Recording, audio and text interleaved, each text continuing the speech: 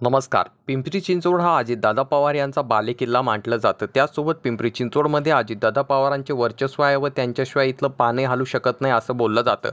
परंतु आता विधानसभा निवडणुका तोंडावर आलेल्या असताना अजितदादा पवार यांना मोठा धक्का त्या ठिकाणी बसला आहे. कारण त्यांच्या जवळच्याच कार्यकर्त्यांनी त्यांची साथ सोडली. जवळपास त्यांच्या हजारो कार्यकर्त्यांनी या ठिकाणावरनं त्यांची साथ सोडत ज्या आहे शरद पवार गटाची साथ पकडलेली आहे. तर नेमकं कोण साथ सोडली आपण पाहणार आहोत. परंतु त्याचसोबत तुम्हाला विनंती असेल, चॅनलवर नवीन असाल तर चॅनलला नक्कीच सबस्क्राईब करा.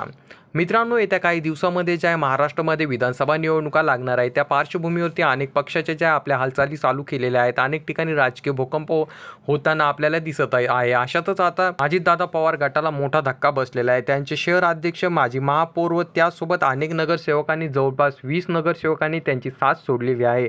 त्यामध्ये त्यांचे शहर अध्यक्ष असणारे अजित गव्हाणे व त्यासोबत त्या ठिकाणावरनं माजी आमदार असणाऱ्यांनी देखील त्यांची साथ सोडलेली आहे. त्यामुळे अजितदादा पवार यांना चांगलाच मोठा धक्का या ठिकाणी बसलेला आहे. या सर्व लोकांनी जे आहे थेट शरद पवार गटामध्ये प्रवेश केला. यामध्ये फक्त अजितदादा पवार गटाचेच लोक नसून त्यासोबत भाजपच्या पण जवळपास 5 ते 6 नगरसेवकांनी देखील शरद पवार गटामध्ये प्रवेश केला आहे. तरी तुम्हाला या घटनेबद्दल काय वाटतं खाली कॉमेंट करून नक्कीच सांगा.